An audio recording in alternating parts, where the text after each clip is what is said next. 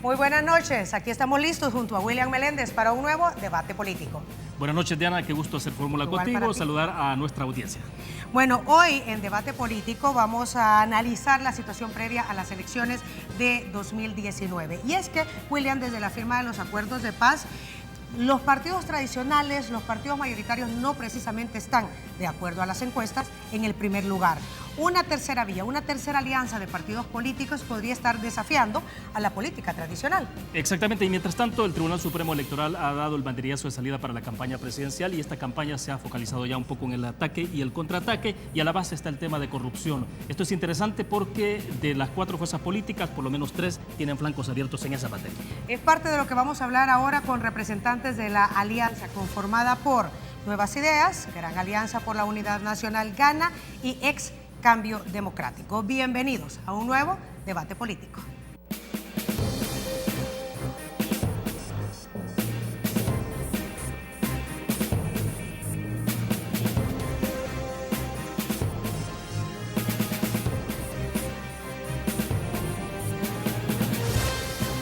Buenas noches, bienvenidos al tercer debate político. Es domingo 28 de octubre de 2018 y qué gusto que nos acompañe a esta hora de la noche. Diana, buenas noches.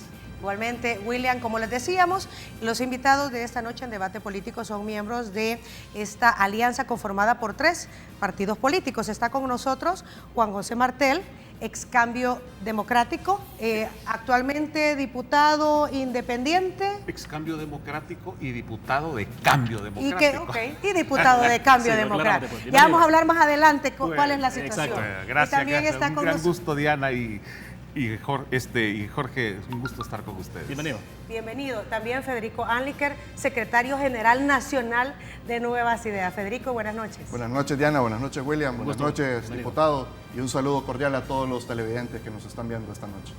Bueno, excelente. Entramos en materia, varios temas. Vamos a tratar de correr porque ahora sí que el tiempo nos avanza. Y a ver, un tema que está en agenda es de cómo se perfilan ustedes, digamos, de alguna forma son una alianza emergente, de alguna manera, ¿no? Porque ahí, pero están algunos ex Cambio Democrático, por ejemplo, también con ustedes, Nuevas Ideas que no competirá como tal en esta elección, pero están a través de la Gran Alianza por la Unidad Nacional. Entonces, pero hay un elemento, Federico, que por primera vez entonces sí se observa que puede ser en términos de desafío para las fuerzas tradicionales.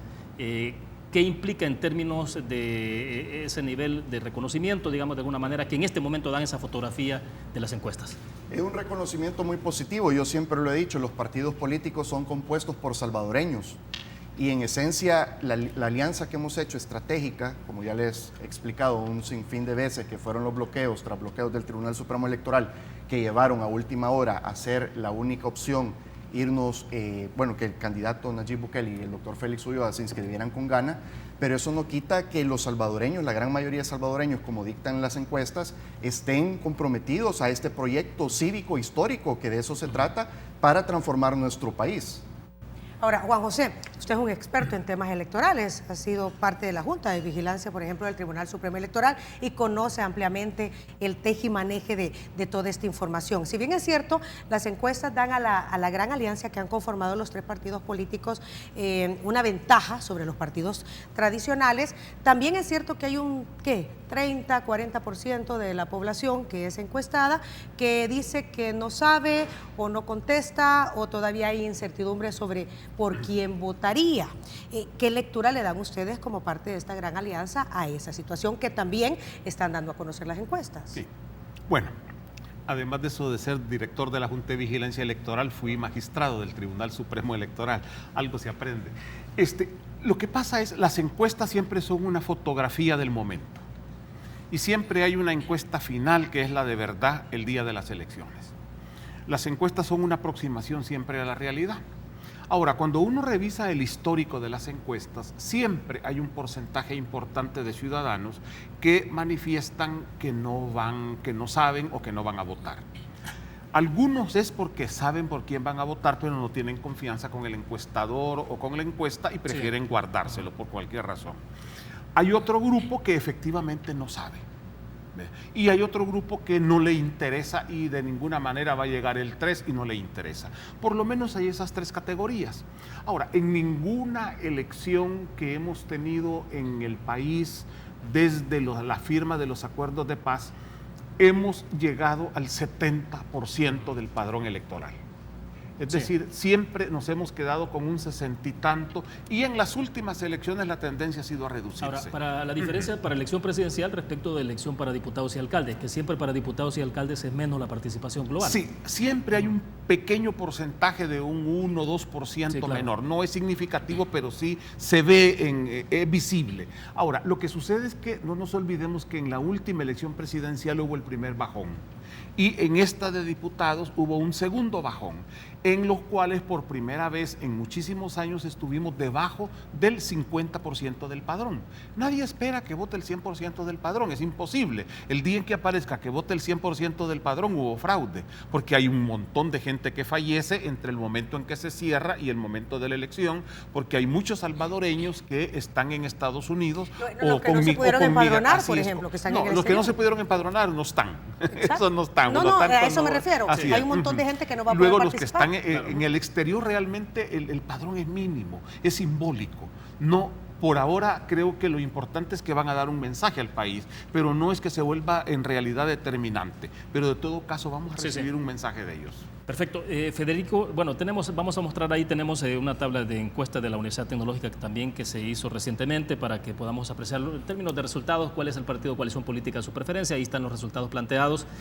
Federico, a ver, ¿qué es lo que puede pasar? Porque decíamos entonces, hay un segmento importante de población que no sabe, no responde, pero algunos sugieren que es este segmento el que puede decantar la votación el próximo 3 de febrero en la elección presidencial. ¿De qué depende entonces de que se pueda tener ese segmento de votantes y entonces ahora sí alcanzar un porcentaje? Primero, la posibilidad de que se defina en primera vuelta la elección o que se vaya a una segunda vuelta. Sí, mire, nosotros estamos conscientes y estamos prácticamente seguros de que esta elección es atípica, obviamente porque estamos jugando el sistema.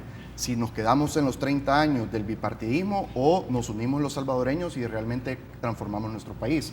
Ahora, las encuestas, como claramente lo hemos visto, como partido político, digamos, la alianza, nos pone al doble en la cabeza de la coalición de Arena, pero cuando hablamos de candidato, ponemos en una amplísima ventaja, en 35 puntos arriba, a Nayib Bukele, nunca antes visto en una elección presidencial. Así que obviamente estamos completamente seguros que lo que estaba diciendo el diputado va a ser esta elección una votación masiva en la cual los salvadoreños tendremos una considerable, nunca antes visto también en ninguna elección presidencial, la participación ciudadana el 3 de febrero. Pero la participación de los jóvenes, sobre todo, ¿no? La participación, porque hay quienes sugieren que son los jóvenes los que podrían determinar de alguna manera si mire, participan o no. Nosotros creemos que es en general, porque incluso la diáspora salvadoreña no es de que ellos sean hoy por hoy para esta elección una minoría, por decirlo así. Claro, el Tribunal Supremo Electoral también bloqueó el proceso a la hora del empadronamiento en el exterior, porque nosotros hemos tenido y tenemos reportes en los cuales en el sistema online, cuando lo estaban haciendo nuestros hermanos salvadoreños en el exterior, el empadronamiento hubo mucho bloqueo. Entonces, la voluntad del pueblo salvadoreño a salir a votar es altísima en esta elección. ¿De qué depende, Federico, Juan José, de qué depende que esos que no responden, indecisos, porque también hay muchos que cuestionan las encuestas y dicen, miren, es que de repente se han quedado mayormente en el área urbana y no se han ido al área rural, o de repente hay mucha gente a la cual no han podido llegar y los jóvenes están como más dispuestos a contestar encuestas. ¿De qué depende que este 30-40% que siempre está fluctuando, dando como válidas las encuestas, podría decantarse? Es un tema de percepción. Obviamente nosotros como la Alianza estamos haciendo recorridos en el territorio, en los 262 municipios. Hemos visto los eventos que Nayib Bukele comenzó la campaña, digamos, presencial en La Unión. Estuvimos hace poco en Sensuntepeque, estuvimos el día de ayer en Ahuachapán, en el cual hubo una gran cantidad de personas. Entonces, estamos saliendo a lo rural, es importantísimo. Ahora, el tema de las propuestas, que dicho sea de paso, ya comenzó esta contienda electoral y los contrincantes, los detractores de Arena, están diciendo que nosotros no, o Nayib Bukele no ha dado propuestas, y al contrario, Nayib Bukele es el que más ha dado propuestas. Vamos a hablar de ellas si usted me lo permite, pero también hemos ido al territorio, hemos ido a estar con la gente en el área rural. ¿De qué depende, Juan José? Yo diría lo siguiente, de este 30-40% que dice que no va a votar, un porcentaje mínimo es el que va a ir a votar. Eso es típico, es una conducta típica en todo. Siempre hay un porcentaje importante que no vota.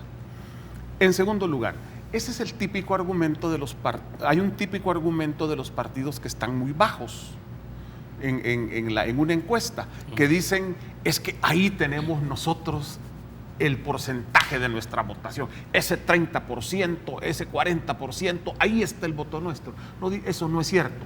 Ese 40-30% se distribuye equitativamente, más o menos, proporcionalmente entre todas las fuerzas políticas. ¿Qué significa eso? Que no varía.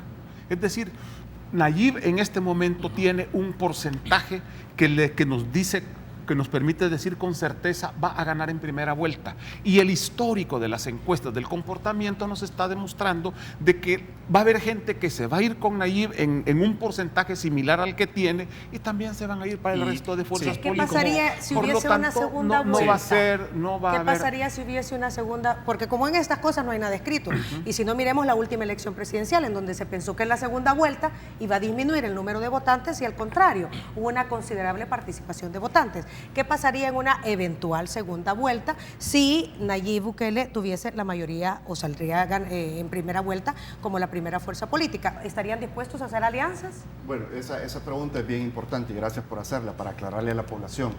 Nayib Bukele ya dijo que no vamos a hacer alianzas. Como secretario general de Nuevas Ideas le digo, no vamos a hacer alianzas. Él mencionó el FMLN. Él mencionó que no vamos a hacer alianzas con ningún partido, ni con el FMLN, ni mucho menos con la coalición. ¿Y entonces cómo piensa lograr esa diferencia? O sea, ¿cómo se define si se va a segunda vuelta? Es importantísimo eso. Miren, y no lo estoy diciendo, ni lo está diciendo Nayib después de la primera vuelta, en una supuesta. Nosotros creemos que podemos ganar en una primera vuelta.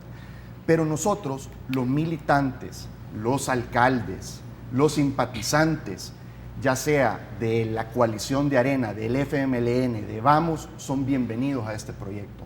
Nosotros lo que no queremos son las cúpulas ortodoxas que han dañado a este país y a esos mismos partidos políticos. Pero los militantes también son salvadoreños. Nosotros en este proyecto de la Alianza y desde que comenzamos Nuevas Ideas, nosotros queremos y estamos haciendo un proyecto cívico ciudadano. Y a la derecha y a la izquierda no le pertenece a El Salvador, a los salvadoreños nos pertenece El Salvador. O sea que apelan a la voluntad propia. A la voluntad propia de los salvadoreños, y tienen las puertas abiertas, que se unan a este proyecto. Si al final no es un tema de ese revanchismo que nosotros prácticamente hemos criticado siempre, en el cual la derecha y la izquierda es un concepto desde la Revolución Francesa. Eso ya quedó en el pasado, el mundo está evolucionando, El Salvador tiene que evolucionar. Y es por eso que estar en ese bipartidismo, en esa polarización de esos 30 años, le ha causado gravísimos daños a este país. Entonces, ¿por qué no hacer una nueva forma de hacer política? Y obviamente, miren, aquí caben todos, aquí cabemos todos en este proyecto. Todos podemos tener, y es válido tener una ideología, si tú lo quieres ver así. Pero lo importante es que tenemos puntos más en común que en contra, como los salvadoreños. Sí. Tenemos que hacer una pausa comercial, Federico, pero cuando regresemos creo que es importante que definir un poco en el tema de trabajo territorial cuáles son las apuestas estratégicas y cómo se define o se decanta la votación también a través de redes sociales, manejo del Twitter, Facebook y demás, pero también cómo se está trabajando en el tema territorial. Perfecto. Regresamos en breve.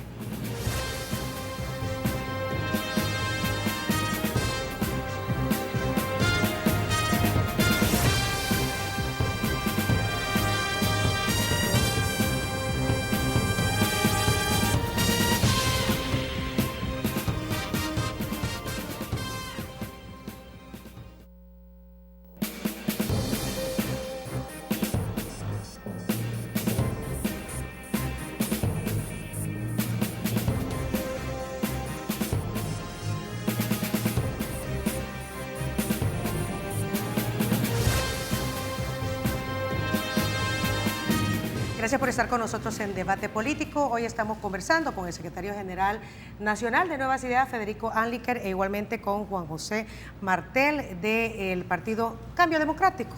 Así me lo reiteró, ¿verdad? Sí. Ex Cambio Democrático, diputado de la Asamblea Legislativa. Había dejado planteado algo. A ver, para que cerremos sobre el segmento anterior, y es el tema de, usted, ¿cuál es la apuesta, digamos, entonces, para poder ganar esta elección presidencial? Moverse a nivel de redes sociales, llegar a que es un segmento muy importante que tiene que ver con jóvenes, pero el otro es el trabajo territorial. Ese es el tema para que lo agotemos en este momento y después pasemos a otro que es importante, creo yo, y es sobre el tema de la migración y cómo se puede plantear el término de las relaciones diplomáticas, por ejemplo, en un eventual gobierno de ustedes con Estados Unidos. Pero bueno, terminemos la primera parte que quedamos pendiente. Bueno, es fundamental ambas. tanto las redes sociales como el territorio, es fundamental. Y obviamente los medios que también nos abren las puertas, y agradecerles también, porque es fundamental también en este proceso. Ahora, las redes sociales, ustedes saben que es la nueva tendencia de comunicación y sobre todo también en los jóvenes. Pero hoy todo el mundo tiene un smartphone, la mayoría de gente. Entonces es una forma de facilitar la comunicación. Ahora, el contacto persona a persona es importante también. Cambio Democrático, Gana y Nuevas Ideas tienen sus estructuras. Solo para hablarles de Nuevas Ideas, por ejemplo, nosotros tenemos más de 170 casas sedes a nivel nacional. Imagínense, en casi un año hemos logrado 170 sedes a nivel nacional. ¿Qué quiere decir Pero eso? esto tiene que ver parte de la estructura de Gana. No, solo de Nuevas Ideas. Solo Nuevas Ideas. Le estoy hablando para que veamos, nosotros somos parte de esta alianza. Y esa parte, Federico, es interesante porque uno piensa, bueno, el trabajo territorial en términos de control territorial, si le podemos llamar control entre comillas, de los principales partidos, Arena, FMLN, controlan más alcaldías, ¿no? Bueno, de hecho se reparten la mayor parte de las alcaldías a nivel nacional. Entonces uno piensa, bueno, el trabajo territorial, estos dos partidos lo tienen. ¿Cómo entran entonces ustedes? Porque nosotros, mire, precisamente es un partido desgastado, Arena, ¿verdad? Entonces prácticamente es la voluntad propia del soberano, del ciudadano, de querer conformar una nueva opción política, y es por eso que ellos mismos han conformado estas casas sedes, se autogestionan con la misma población. Ya se lo he explicado en diferentes ocasiones.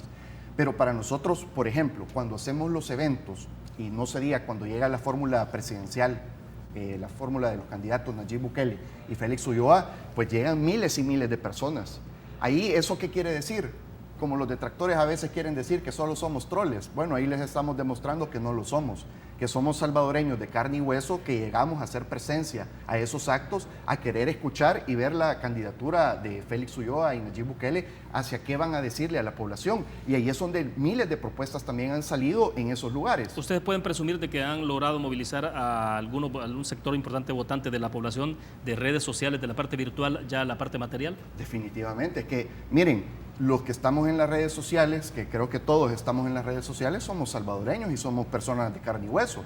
Habrá uno que otro troll, ¿verdad? Ahí hemos visto que los detractores ahí han pagado ciertos troles, pero la gran mayoría de la población no. Las encuestas, por ejemplo, las encuestas no son virtuales, las encuestas son hechas por salvadoreños, contestadas por salvadoreños. Entonces, todo eso lo tenemos bien medido, en el cual ha sido un trabajo, obviamente, de territorio, pero conjunto también a las nuevas tendencias de comunicación. Juan José, más allá de las redes sociales, estamos en un momento, y lo decíamos al inicio de nuestro programa, en donde no necesariamente los partidos tradicionales, ni Arena ni el FMLN, se encuentran, de acuerdo a las encuestas, en primer lugar. Esta alianza es nueva. Nayib Bukele, de Nuevas Ideas, también es la primera vez que participa en una elección como Nuevas Ideas, o a través de la Gran Alianza por la Unidad Nacional. ¿Por qué no los partidos tradicionales? ¿Por qué esta alianza?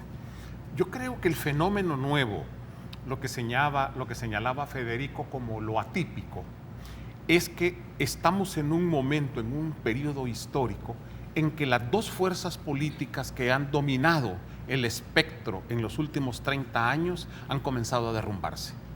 Y se están cayendo las dos a ritmos diferentes, por razones internas y externas diferentes, pero lo que tenemos es un derrumbe increíble y simultáneamente el surgimiento de una nueva fuerza, que yo le llamo fuerza en construcción, y que ha sido resultado en buena medida de toda la presión, la obstaculización y el boicot de la derecha.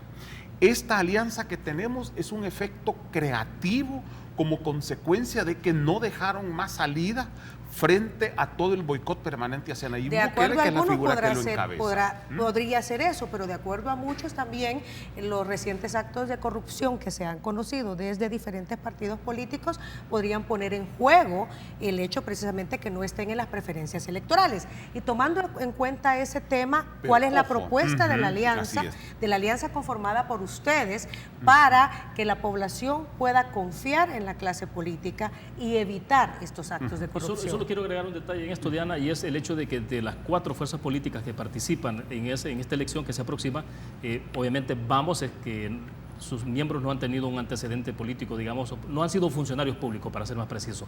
Y por lo tanto, entonces, bueno, son los únicos que se podrían estar salvando, sobre todo cuando entra un tema en el debate, en la discusión, en la campaña, que tiene que ver con el tema de corrupción. Claro. La corrupción se va a combatir desde diversas vías. La propuesta central que se está haciendo es la creación de las CICIES, de la Comisión Especial para Investigar, que va a tener dos momentos, no porque querramos, sino por realidad política. Un primer momento de capacitación de todos los funcionarios para que se preparen para la investigación del delito y de casos complejos. ¿Por qué es necesaria esta primera etapa? Porque no hay correlación en la Asamblea Legislativa. Va Arena, FMLN a aprobar, por ejemplo, unas CICIES. No se van a hacer ¿Cómo entra en esto la independencia de poderes? ¿Cómo entra la independencia de poderes? Porque digo, en todo caso estamos hablando de una elección para definir el Ejecutivo. Porque una decisión de las CICIES tiene que ser una decisión amplia. Si es del Ejecutivo se vuelve más limitada. En Guatemala basta con ver la experiencia y tenemos estatutos constitucionales similares, tenemos construcciones constitucionales similares. Y un segundo momento en que tengamos correlación en la Asamblea Legislativa. Pero esto es solo un factor. Tenemos que fortalecer las leyes de transparencia, tenemos que hacer una verdadera rendición de cuentas, tenemos que fortalecer la ley de lavado de dinero y activos, tenemos que revisar a fondo para volver más efectiva la ley de extinción de dominio. Tenemos que revisar la ley de partidos políticos, es decir, hay toda una legislación desde la cual se puede también combatir la corrupción. Ahora, ¿cuál es el primer paso para combatirla? Transparencia, rendición de cuentas, explicarle a la ciudadanía de manera exacta, de manera periódica y si es posible en línea, cómo se están usando los recursos del Estado, cuáles son los planes y los proyectos que se están ejecutando. Esa es la mejor forma. ¿Cuál es exactamente la propuesta de una CICIES? Porque para muchos, con la experiencia de Guatemala, se crea que es el mismo modelo, pero ¿cuál es exactamente la propuesta que llevan ustedes? Mire, la propuesta no puede ser similar a la de Guatemala porque tenemos diferencias, pero sí va a ser muy parecida. No, lo que pasa es que es el antecedente que conocemos. En la realidad, la CICIES ha tenido dos momentos. Un momento en que llega con el aplauso de todo el mundo y con el consenso de todos. Y ahora en que ese consenso se ha perdido porque comenzaron a tocar poderes reales. Mientras solo tocaban políticos y todo eso, pues todo estaba contento. El problema es cuando se va detrás de la política y se llega a los que están detrás del trono manejando hilos de corrupción. Ahí es donde ha generado el problema. Entonces, ¿qué significa esto? Que la CICIES va a entrar ahora a una etapa mucho más compleja y va a comenzar a funcionar con crisis interna en el país y sin el nivel de consenso que tiene. ¿Cómo debemos de recoger esa experiencia nosotros? Sí, la debemos de recoger. A ver, clarifiquemos un poco más esto y a ver si Federico nos ayuda también. La CICIES no puede, la CICIES no puede en un determinado momento prescindir de la capacidad de los funcionarios de hacer investigaciones. La CICIES tiene que ir a la par del fortalecimiento de nuestras instituciones encargadas de la investigación. ¿Cómo se establece el consenso mínimo? Perdón, Diana, ¿cómo se establece, Federico, el consenso mínimo en esto? Porque uno diría, bueno, para esto se necesita efectivamente el concierto y la aprobación del Ejecutivo, sí, pero se requiere de correlación en Asamblea Legislativa porque en algún momento esto terminará justamente con anteproyectos de ley en Asamblea Legislativa. Entonces, ¿cómo articular este esfuerzo? Y la Corte Suprema de Justicia. Y Corte Suprema de Justicia, exacto. Pero entonces, ¿cómo se articula esto si al final solo es una fuerza la que puede estar comprometida nada más? Solo quiero abonar un poquito a lo que dijo el diputado y la pregunta de Diana, ¿cómo se va a componer?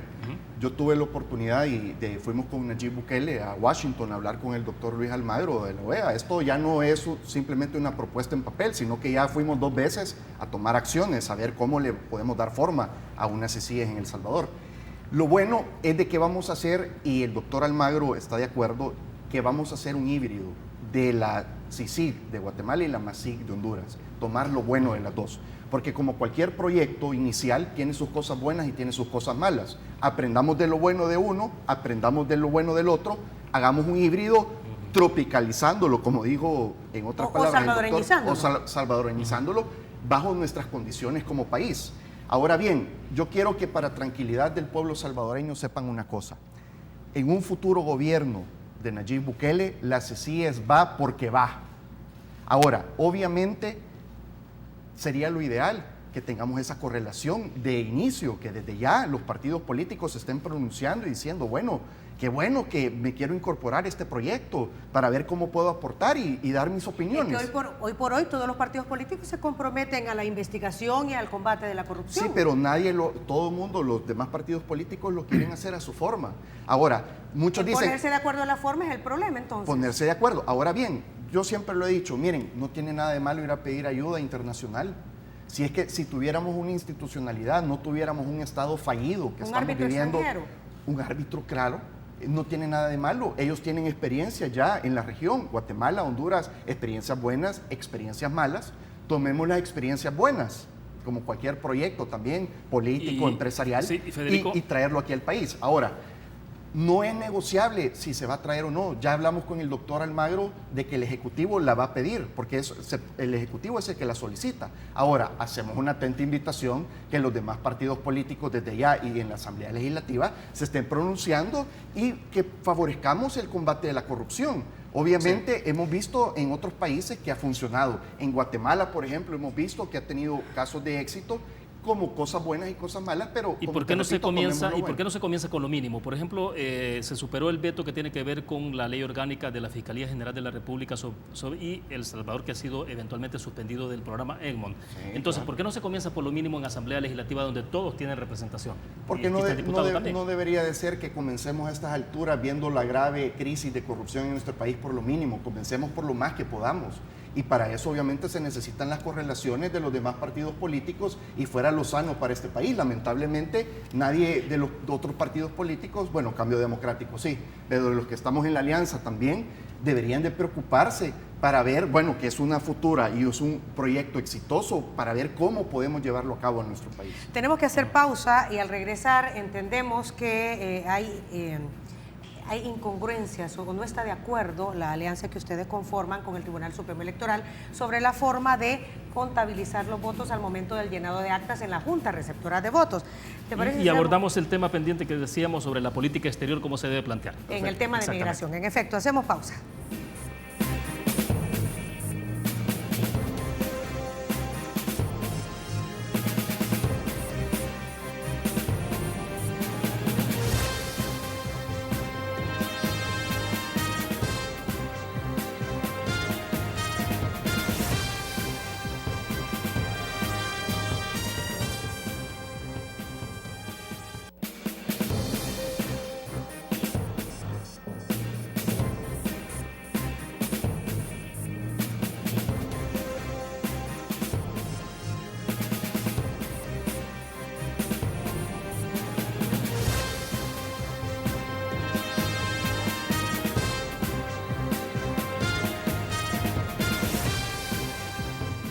Que aquí no se deja de conversar y de entrevistar, Sí, incluso entonces, en la pausa comercial.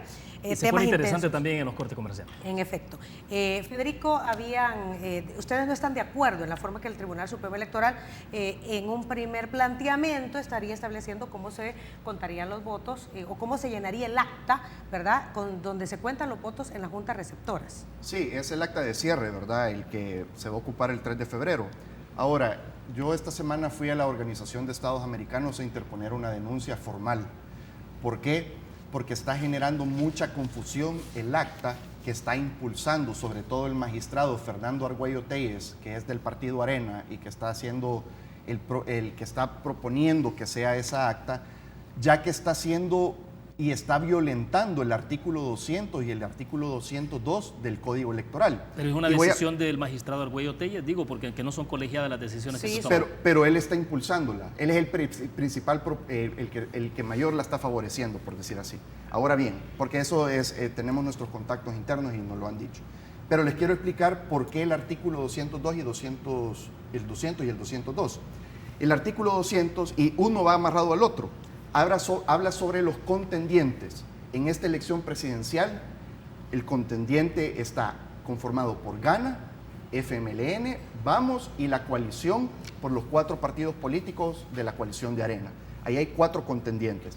En el acta están apareciendo en la misma columna los 4 partidos políticos, Arena, PCN, PDC y DS, más Gana, Vamos y FMLN, ¿verdad?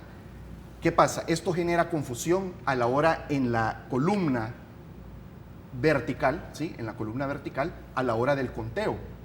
¿Por qué? Porque en el artículo 202 dice que en el acta, precisamente en el acta de cierre, van a ir los partidos políticos en contienda o coaliciones, no partidos políticos y coaliciones. Es muy distinto. Entonces, ¿qué sería lo correcto de acuerdo al Código Electoral? Que en una casilla estén los 4 partidos políticos, ¿verdad? Que equivale, obviamente, pueden marcar, el soberano puede marcar, digamos, una o más preferencias de banderas hacia esa coalición, pero vale un voto. En un cuadrado, dices tú, para identificarlo dentro de la papeleta. En el acta, estoy hablando específicamente del acta electoral de cierre, ¿verdad? No la papeleta. No la papeleta, el acta, el llenado del acta, la consignación de esos votos ya después de haber contado los votos. Ahora, ¿qué sería lo correcto de acuerdo al Código Electoral? De que esos partidos políticos de la coalición estén en una casilla, porque ya sea que marquen 1 o 4, equivale a un voto, ¿verdad? Exacto. Pero hay que individualizarlo. O sea, Hay que individualizar. Si alguien vota por PCN, tiene que marcarse como PCN. Pero esa es cuestión, y que me disculpen, esa es una cuestión por la deuda política, y eso no tiene nada que ver con la decisión del soberano. Ese es un problema de los partidos políticos que se van a repartir dinero a cuánto le toca por voto. Pero a la hora del cierre del acta electoral, el Tribunal Supremo Electoral está en toda la obligación de mostrar certeza y no incertidumbre ni causar confusión a la hora de hacer un conteo en la columna vertical, donde, por ejemplo, si alguien marcó 2 banderas o una bandera de cualquier partido político de la coalición, van a poner 1 como marca y abajo hay otro espacio de la coalición. Entonces van a poner 1 y 1. Eso se presta al voto doble o más. Pero no basta con explicarle que el Tribunal Supremo Electoral, a quienes integran la Junta de Receptores de Votos, se les explique. Pero es que, no, discúlpame, esta no es una cuestión de andar explicando algo que va en contra de la ley. Tienen que respetar la ley y obviamente tienen que explicarlo. Ok, Juan José, usted ha tenido experiencia en materia electoral en el Tribunal Supremo Electoral. ¿Hay precedentes de cuando en una papeleta, o mejor dicho, cuando en una elección presidencial hay una coalición de partidos y aparecen las banderas de los diferentes partidos políticos en coalición? Sí. En el pasado, cuando había una coalición con banderas separadas, la ley era clara en señalar de que solo se podía marcar una bandera. Y si alguien marcaba las 2 banderas, quedaba nulo el voto. Aunque sean de la misma coalición. Aunque sean de la misma, porque no se podía establecer para quién va el voto. Eso creó problemas. Hubo una elección en Sonsonate en que hubo un candidato en coalición que la ganó, pero como mucha gente marcó las 2 banderas coaligadas, perdió los votos que le generaban la diferencia. Entonces se llegó a la conclusión, así es, se llegó a la conclusión de que entonces cuando la gente en votaciones en coaliciones de banderas separadas, cuando la gente marcara más de una bandera, se iba a contabilizar un voto y se le iba a dar, como eran varias banderas, al partido más débil las votaciones. ¿Qué pasa con esa reforma? Con esa reforma, sin darse cuenta, diferenciaron voto de marca. Explico lo siguiente. En esta elección van 4 contendientes, 4 expresiones políticas, sean coaliciones o partidos individuales. Sí, claro. 4 fórmulas. Y los ciudadanos pueden votar, pueden dar un voto por uno de los 4, no más. Que pueden ir 10 banderas, sí, pueden ir 20 banderas o pueden ir solo 4 banderas, sí, pero hay 4 contendientes. Y eso es lo que tiene que reflejar el acta. La marca, esa se puede contar aparte.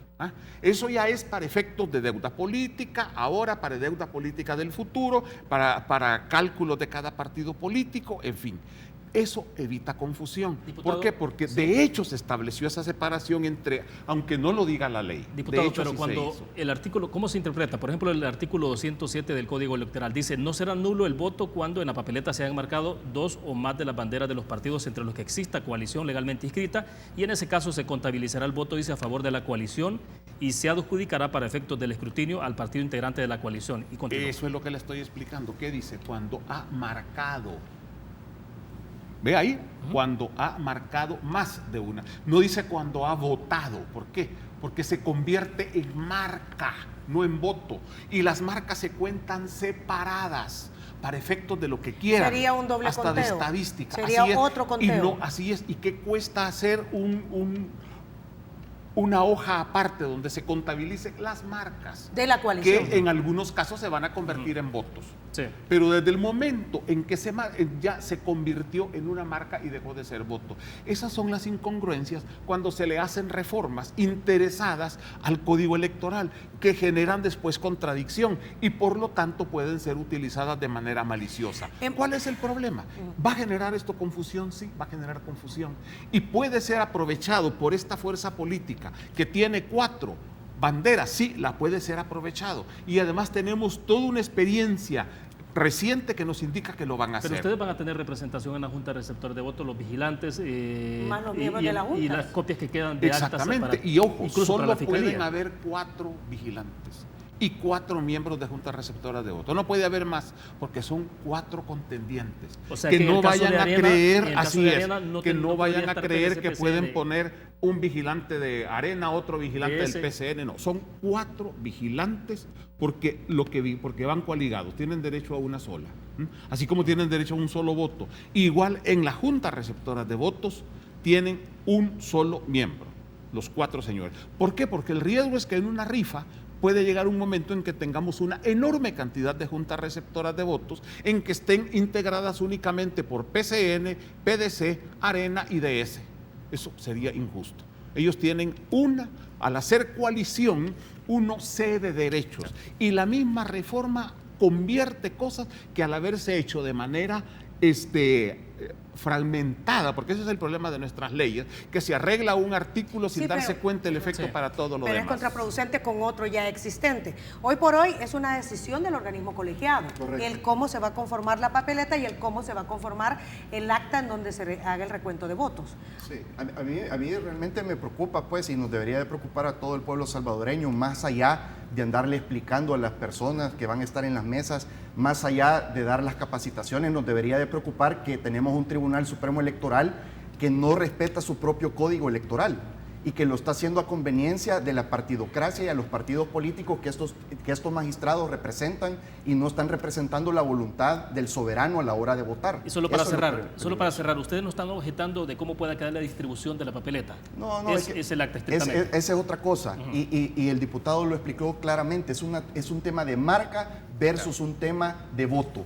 El voto es 1 si alguien marca 4, pero ellos están mezclando las 2 en una sola acta, lo cual va a generar confusión y el pueblo salvadoreño tenemos que estar pendientes y el 3 de febrero estar a la par de esas mesas para que no se cometa Federico, fraude. Entonces la propuesta de ustedes es que hayan 2. Claro, dos actas. El acta general y la otra solamente de las marcas. Es sencilla la solución. El acta, para efectos del escrutinio final, lleva votos. Okay. Las marcas van aparte. Exacto. Y no eso se hace. Cuando uno ve las actas de diputados, ¿cuál es la característica de las actas de diputados? Que llevan voto y marca, por lo tanto son varias páginas. Folios, exacto. Desgraciadamente esa reforma que hizo de manera puntual la Asamblea Legislativa lleva a eso. Simplemente le agregan una hoja donde ahí se reparten como quieren entre ellos los votos. Pero en la papeleta va a aparecer un solo voto. Ok, tenemos que hacer pausa y nos quedó pendiente el tema de migración, que hoy en día, de acuerdo a los últimos acontecimientos, es sumamente importante. Claro. ¿Cuál es la propuesta de esta alianza de partidos? Lo conocemos en breve. Volvemos.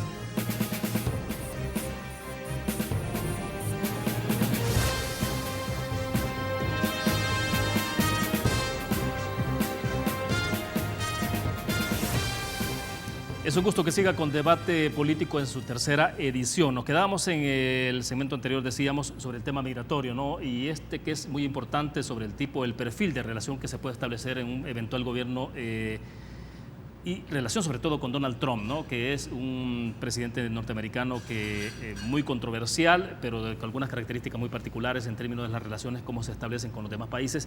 Y en esto, Federico, por ejemplo, está el tema de la caravana, un tema humanitario, como se le quiera ver también, y todo ese drama que está alrededor de este caso. Entonces, ¿de qué manera debería definirse una relación diplomática entre un eventual gobierno de Nayib Bukele en el caso con Donald Trump? Sí, bueno, yo lo he dicho en diferentes medios y en diferentes ocasiones, que la agenda internacional del futuro gobierno de Nayib Bukele es fortalecer enormemente las relaciones con Estados Unidos. ¿Y cómo se hace eso?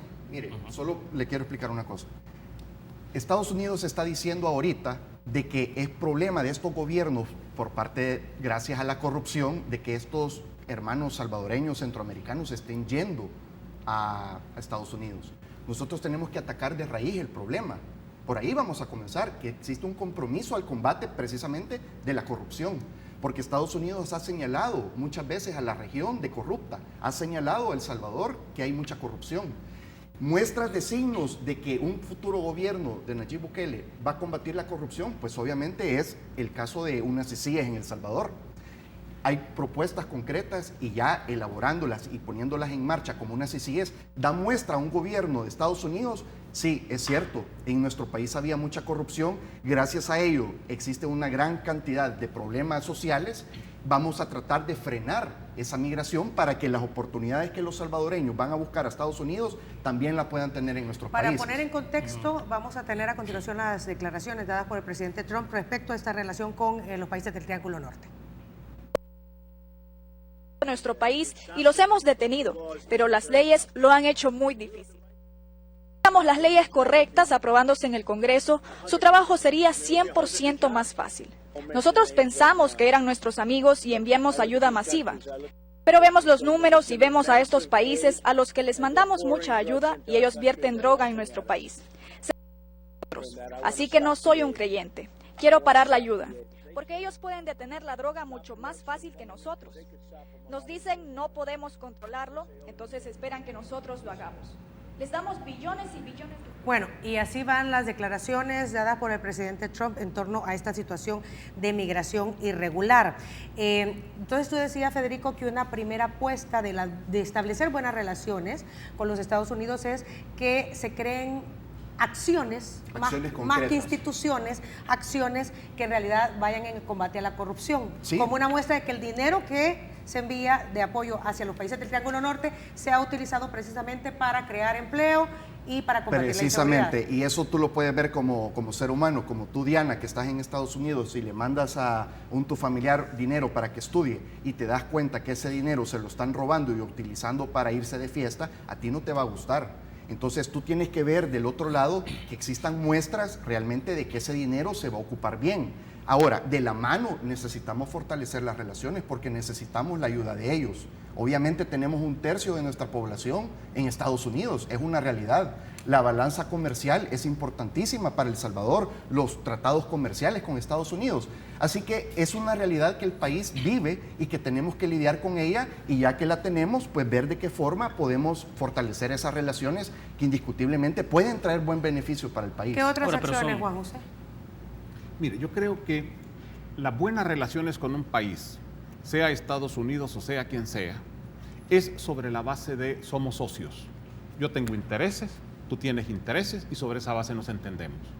Uno de los problemas que hemos tenido en El Salvador es la dificultad para entender y para definir cuáles son nuestros propios intereses a partir de los cuales abrimos las relaciones internacionales. Creo que ese es el fondo. En segundo lugar, hay un derecho a migrar que ya está siendo incluso reconocido por organismos internacionales. Pero yo leía una frase del padre Baños de Santana que me gustó mucho y me apropio de ella. Antes del derecho a migrar hay el derecho a no migrar. Exactamente. A que no salgamos, a no ser desplazados. Justamente el tema ese es el punto de fondo. Con cómo se resuelve el tema de la economía de la familia y cómo se resuelve el tema de la seguridad. Para ello tenemos que resolver En primer lugar, el problema de seguridad y en segundo lugar, el problema de la crisis económica, que es bajos salarios, desempleo y costo de vida. Esos son los tres factores que tenemos que enfrentar. Y en el campo de la seguridad tenemos que enfrentar la violencia delincuencial, la violencia social y el clima de tolerancia que en general necesitamos en el país. Ahí tenemos tres elementos para entrarle. Y en materia económica, entonces, ¿cómo se resuelve el tema de relaciones o cuál sería una eventual relación de un gobierno de Nayib Bukele con el sector empresarial del país? Porque uno dice, bueno, el tema de generación de empleo, por ejemplo, pasa por todo eso. Sí.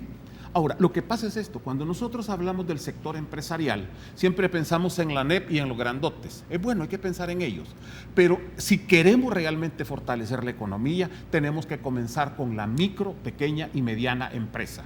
Y eso siempre ha sido solo discurso, no ha sido realidad. ¿Quién es la que genera el más alto porcentaje de empleos en este país?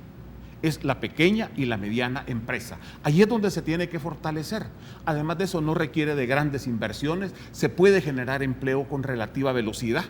Algunas veces se dice que no tienen los niveles de calidad que tiene la gran empresa, pero ya en las actuales condiciones de los modelos económicos, incluso esa respuesta es bastante dudosa, esa verdad es dudosa. Ok, nos quedan un par de minutos y el tema del crecimiento económico es un tema para una entrevista completa. Solamente para finalizar, Federico, Juan José, hablábamos de la campaña política y en los últimos días, más que propuestas, hemos escuchado señalamientos. Como ayer, por ejemplo, o en los últimos días, mejor dicho, conocíamos señalamientos directos del Partido Arena hacia Nayib Bukele. ¿Se responde al respecto o cómo llevamos esta campaña o elevamos esta campaña a propuestas más que a señalamientos? Lo que pasa es que el Partido Arena, hemos visto que la misma población en las redes sociales, incluso en la calle, les están diciendo devuelvan lo robado. Y es precisamente porque ya estamos cansados de que se estén haciendo el de los panes en buen salvadoreño en todos esos millones que han robado en estos años. Hay un estudio del doctor Salvador Arias de que se estima que Arena ha robado más de 37 mil millones de dólares al país. Entonces ya los salvadoreños ya estamos cansados a ello. Ahora, ¿cómo les vamos a responder? Mire, les estamos respondiendo con propuestas. Nayib Bukele hace propuestas, lo que pasa es que ellos quieren hacer ver que Nayib Bukele no da propuestas. Nuestro plan de gobierno ya en los primeros días de noviembre va a ser expuesto a la población salvadoreña, pero Nayib Bukele ha dado miles de propuestas, lo pueden ver en las redes sociales, lo pueden ver en sus páginas de Facebook, en YouTube, ahí están las propuestas. ¿Es bueno o no es bueno para la democracia, Juan José, el señalamientos más que propuestas? No, definitivamente hay una sola respuesta, que es la lógica. Las propuestas es la clave. Ahora, el punto es este. Dentro de ese factor atípico que nos señalaba Federico, un problema que hay en el país es que la pérdida de credibilidad de las dos grandes fuerzas y el rechazo que tienen de la ciudadanía lleva a estos partidos políticos a darse cuenta que sus propuestas van a tener poco valor porque no tienen credibilidad frente a la ciudadanía. Entonces, ahí es donde recurren al ataque. ¿Y a dónde quedan las personas entonces? Así es. Pero me refiero a las personas que van en la contienda política. Exactamente. La gente simplemente lo que propongan, hay un momento en que ya perdieron credibilidad. ¿Qué están haciendo entonces? Ataque al contrario y la búsqueda de no erosionar más su voto duro. Ese es el mensaje, ese es el último mensaje del secretario general del Partido Arena, cuando lleva un montón de gente atrás, es simplemente buscar consolidar un voto duro que se les está desparramando. Entonces, para ellos ya no se vuelve importante. Señores, ¿cuál es entonces la clave de nosotros? Primero, propuestas concretas. Se van haciendo varias propuestas que se van a integrar como parte de un plan de gobierno que será presentado en noviembre. Es decir, estamos jugando primero a propuestas concretas que le van a permitir una medición también concreta a la ciudadanía de lo que se haga. Y segundo, el plan. Bueno, y esperamos tener aquí a la fórmula presidencial de esta alianza de partidos políticos para conocer esas propuestas. Ojalá, Federico, que en el contexto entonces de conocimiento de esa propuesta podamos tener aquí a Nayib Bukele y obviamente si lo acompañan la fórmula completa con Félix Ulloa. Con mucho gusto, mucho gusto. De eso se trata, que la población conozca las propuestas y como las miles que hemos dado ya, como por ejemplo temas de infraestructura social, etcétera, el proyecto Plan Pacífico que tenemos del aeropuerto, el aeropuerto de la Unión, el tren, etcétera. Bueno, esperamos su buena gestión, Federico. Por favor, gracias. Vamos a conversar con la fórmula presidencial. Señores, muchas gracias. Ha sido un gusto. A la orden. Feliz noche. Nosotros concluimos. Buenas noches.